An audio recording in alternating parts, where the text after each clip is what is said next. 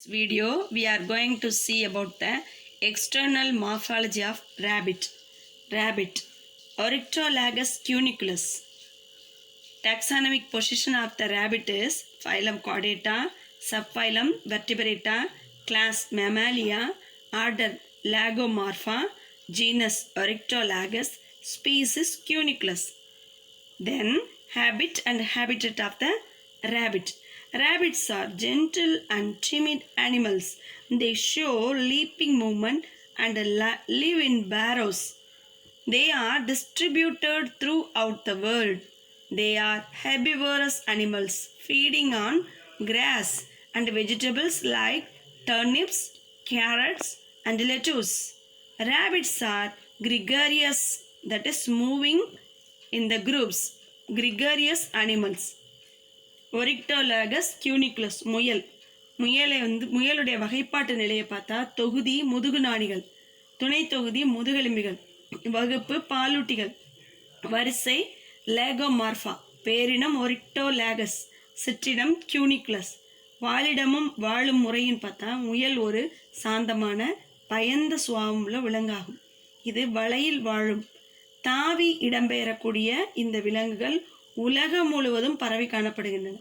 இவை புல் மற்றும் முள்ளங்கி, கேரட் போன்ற காய்கறிகளையும் கீரைகளையும் உண்கின்றன. இவை கூட்டமாக வாழும் இயல்பு உடையது. External morphology of rabbit. Shape, size and coloration. It has an elongated cylindrical body.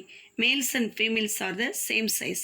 They grow about 45 cm in length and weight about 2.25 kg as adult. The color varies from white to black and white. Body is covered with fur which serves to keep it warm. புறத்தோற்றம். முயலுடைய புறத்தோற்றம். அளவு, வடிவம் மற்றும் நிறம். முயலானது நீண்ட, சற்றே உருளை வடிவ உடலை கொண்டது. ஆண் மற்றும் பெண் முயல்கள் ஒரே அளவுடையவை. இவை சுமார் 45 சென்டிமீட்டர் நீளமும் 2.2 கிலோகிராம் 2.25 கிலோகிராம் எடையும் பெறும் அளவுக்கு வளர்பவை. வெள்ளை, கருப்பு மற்றும் வெள்ளை நிறம் உட்பட்ட பல்வேறு நிறங்களில் காணப்படுகின்றன.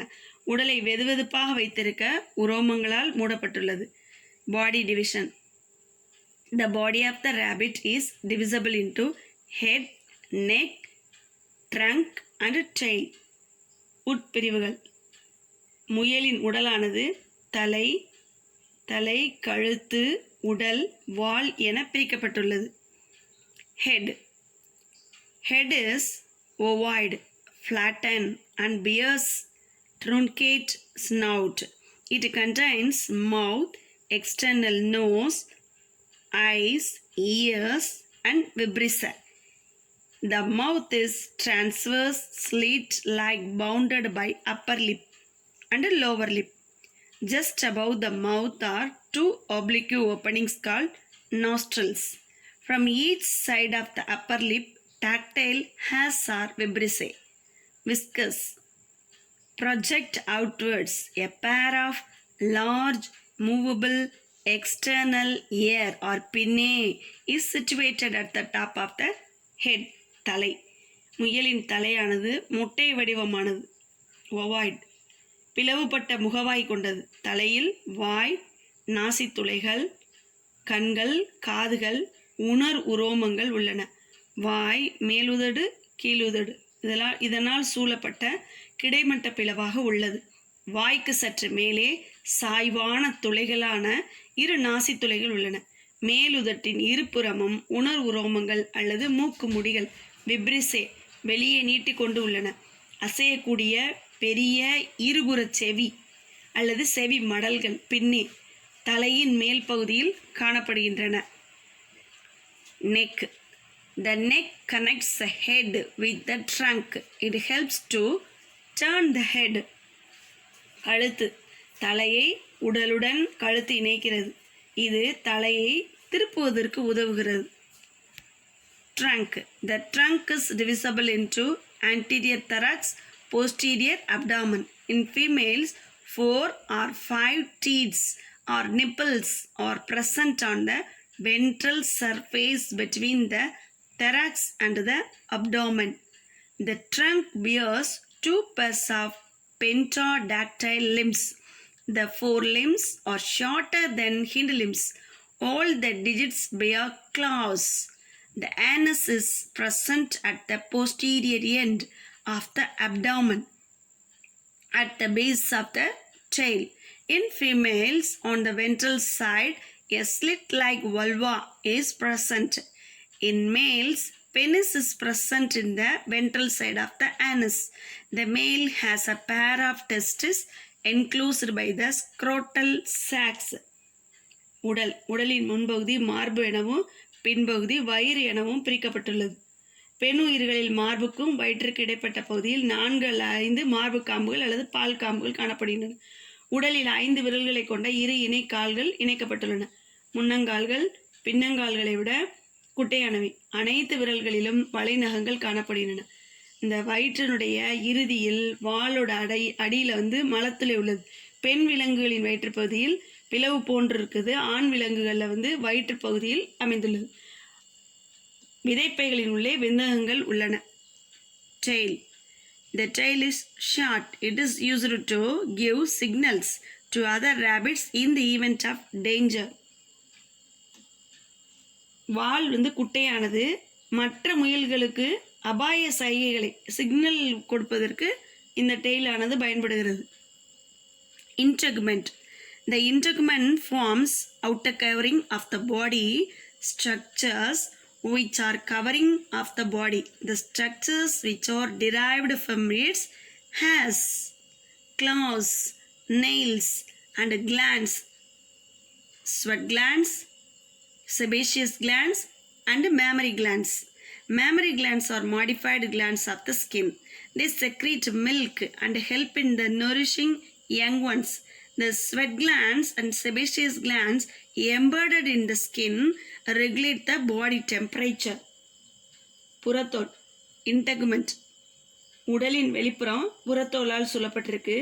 ரோமம், வலைநகங்கள், வியர்வை சுரப்பிகள், எண்ணெய் சுரப்பிகள், பால் சுரப்பிகள் ஆகியவை புறத்தோலின் மாறுபாடுகளாகும். பால் சுரப்பிகள் தோலின் மாறுபாடு. இது சுரக்கும் பால் முயல் குட்டிகளின் உணவாகிறது. வியர்வை மற்றும் எண்ணெய் சுரப்பிகள் உடல் வெப்பநிலையை பராமரிக்கின்றன. Body cavity. Coelom. Rabbit is a columnate animal. The body is divisible into thoracic cavity, abdominal cavity, separated by the transverse portion called diaphragm. Diaphragm is the characteristic feature of the mammals. Breathing movements are brought about by the movement of diaphragm. Lungs and heart lie in the thoracic cavity, whereas abdominal cavity encloses digestive and urinogenital system. உடற்குழி. Body cavity coelom. முயல் ஒரு உண்மையான உடற்குழி உடைய விலங்கு. உடலின் உட்பகுதி குறுக்கு தடுப்பாலான உதரவிதானம் diaphragm மூலம் மார்பறையாகவும் வயிற்றறையாகவும் பிரிக்கப்பட்டுள்ளது. உதரவிதானம் என்னன்னா வயிற்றையும் மார்பையும் பிரிக்கக்கூடிய கோடு.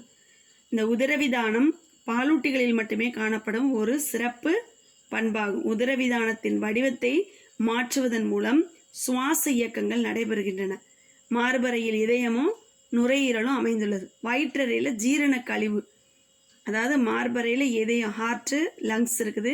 வயிற்றறையில் ஜீரண கழிவு நீக்க மற்றும் இனப்பெருக்க மண்டலங்கள் அமைந்துள்ளன.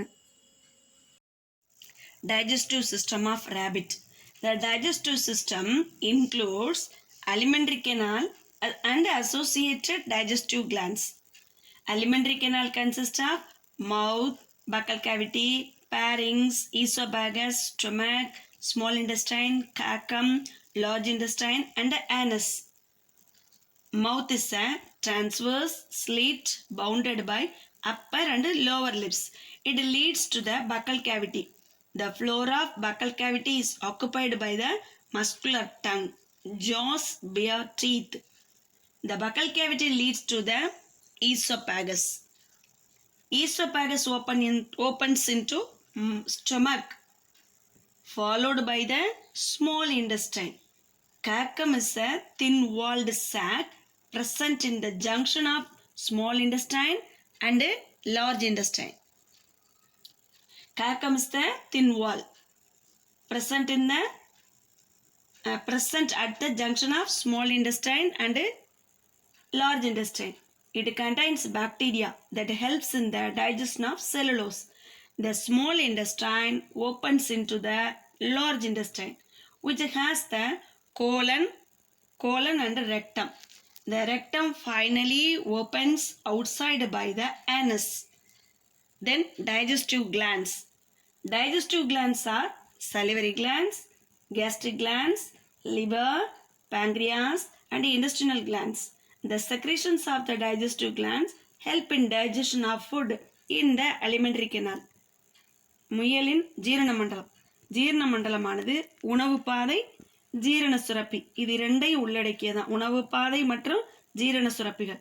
இந்த உணவு பாதையில் எதெல்லாம் அடங்கும்னா வாய், வாய்க்குழி, தொண்டை, உணவு குழாய், இரைப்பை, சிறுகுடல், குடல் நீட்சி, பெருங்குடல், மலக்குடல், மலத்துளை இதெல்லாம் அடங்கும்.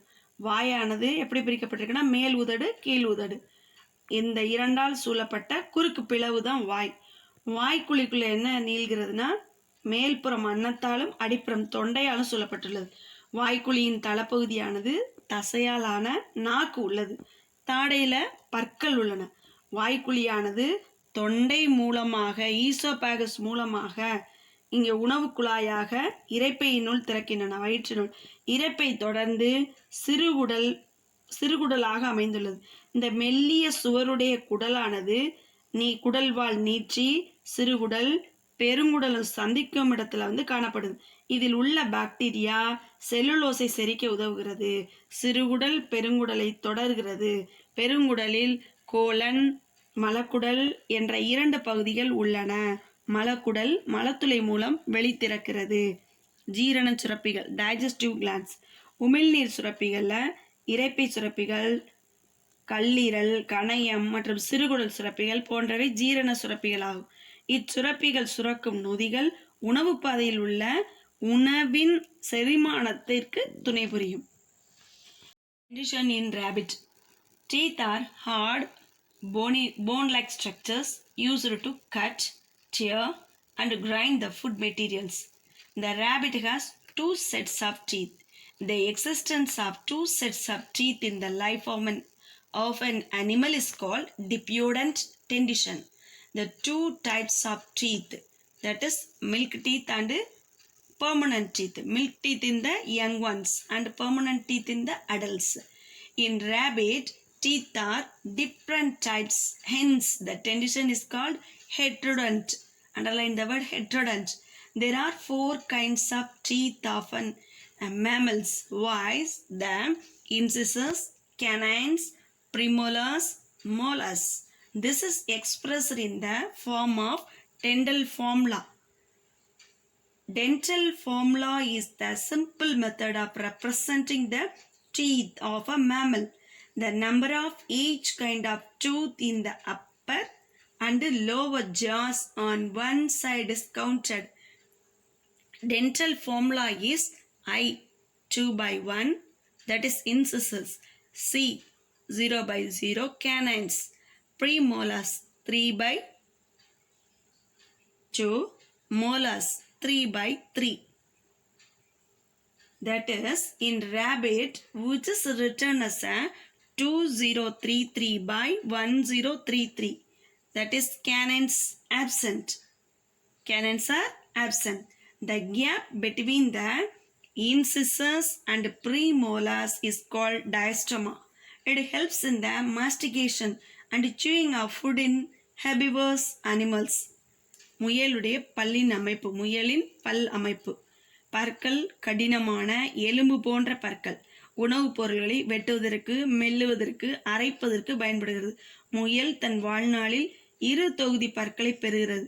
இவ்வாறு ஒரு விலங்கின் வாழ்நாளில் 2 தொகுதி பற்கள் காணப்படும் நிலை இருமுறை தோன்றும் பல்லமைப்பு டிப்யோடன்ட் டென்டிஷன் என்று அழைக்கப்படுகிறது.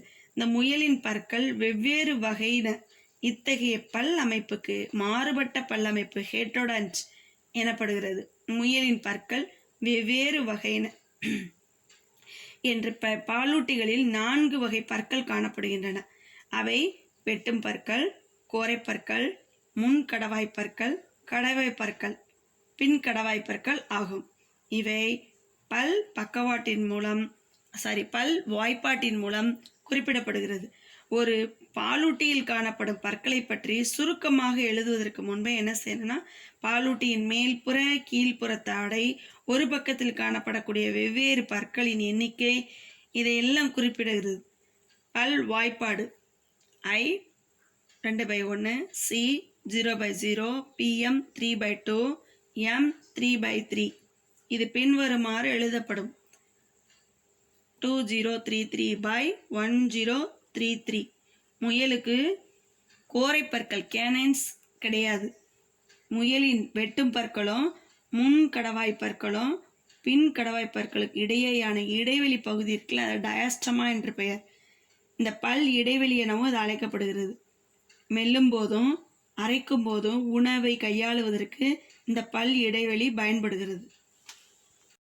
Respiratory system of rabbit. Respiration takes place by the pair of lungs, which are light spongy tissues enclosed in the thoracic cavity. The thoracic cavity is bound dorsally by the vertebral column and ventrally by the sternum, laterally by the ribs. On the lower side of the thoracic cavity is dome-shaped diaphragm. Each lung is enclosed by a double membranous called pleura. Atmospheric air passes through the external nostril and nasal passage into pharynx. Atmospheric air passes through the external nostril and nasal passage into the pharynx. From the pharynx, it passes through the glottis into the windpipe. The anterior part of the windpipe is enlarged to form a larynx or voice box with its wall supported by 4 cartilaginous plates. Inside the larynx lies the vocal cord, and its vibrations result in the production of sound. The larynx leads into the trachea or windpipe. Tracheal walls are supported by the rings, cartilage which help in the free passage of air. Epiglottis prevents the entry of food into the trachea through the glottis. The trachea divides into 2 branches called bronchi. The trachea divides into 2 branches are called bronchi. One entering into the each lung and dividing into further branches called bronchioles, which end in the alveoli. The respiratory events consist of inspiration and expiration. Breathing in, inspiration. Expiration is breathing out, allowing exchange of gases, oxygen and carbon dioxide. Inspiration is an active process, while expiration is a passive process. முயலின் சுவாச மண்டலம். முயலின் சுவாசம் ஓரினை நுரையீரல்களால் நிகழ்த்தப்படுகிறது. இவை மென்மையான பஞ்சு போன்ற திசுக்களால் ஆக்கப்பட்டு மார்பு கூட்டினுள் வைக்கப்பட்டுள்ளன. மார்பானது முதுகுப்புறத்தில் முதுகெலும்பு தொடராலும், வயிற்றுப்புறத்தில் மார்பெலும்பாலும், பக்கவாட்டில் விலா எலும்புகளாலும் சூழப்பட்டுள்ளது. மார்பறையின் கீழ்ப்பகுதியில் தடித்த உதரவிதானம் பகுதி உள்ளது. ஒவ்வொரு நுரையீரலும் ப்ளூரா என்ற இரட்டை ஜவ்வுகளால் ஆன உறையால் சூழப்பட்டுள்ளது. வெளிப்புற காற்று புற நாசி துளைகள் வழியாக சுவாச பாதையில் நுழைந்து தொண்டையை அடைகிறது. தொண்டையிலிருந்து குரல்வளை வழியாக மூச்சுக்குழாயினுள் நுழைகிறது. மூச்சுக்குழாயின் மேல் பகுதி அகன்று குரல்வளை பெட்டியாக மாறுகிறது. இந்த குரல்வளை பெட்டியானது லாரிங்ஸ் எனப்படும். இந்த லாரிங்ஸ் எனப்படக்கூடிய குரல் பெட்டியின் சுவர் 4 குருத்தெலும்பு தகடுகளால் வலுவூட்டப்பட்டுள்ளது. குரல் பெட்டியினுள் உள்ள குரல் நாண்கள் அதிர்வடைவதால் ஒலியானது ஏற்படுகிறது. குரல் பெட்டி ட்ரக்கியா அல்லது மூச்சு குழாயாக தொடர்கிறது. மூச்சு குழாயின் வழியாக விண்டு பைப் மூச்சு குழாயின் வழியாக காற்று எளிதாக சென்று வரும் வகையில் அதன் சுவர்கள் குருத்தெலும்பு வளையங்களால் தாங்கப்படுகிறது. உணவானது குரல்வழி வழியாக மூச்சு குழாயினுள் செல்கிறது. குரல்வழி மூடி அதை தடுக்கிறது. அதாவது உணவு குரல்வழிக்குள்ளே போகணும், மூச்சு குழலுக்குள்ளே போயிடக்கூடாது, அதை தடுக்கிறது. மூச்சு குழாய் மார்பு பகுதியை அடைந்ததும் இரு மூச்சு கிளை குழல்களாக பிரிந்து ஒவ்வொரு கிளை குழலும் ஒரு நுரையீரலுக்குள் நுழைகிறது. இந்த மூச்சு கிளை குழல்கள் மூச்சு நுண் கிளை குழல்களாக பிரிந்து காற்று நுண்ணறைகளில் அல்வியோலையில போய் முடியுது. இது பிராங்கியோலஸ்லாம் அல்வியோலையில முடியுது.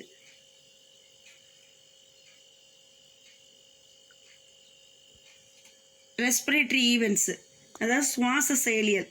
இந்த சுவாச நிகழ்வுகள் உட்சுவாசம் வெளி சுவாசம் ரெண்டாக பிரிக்கப்படுது.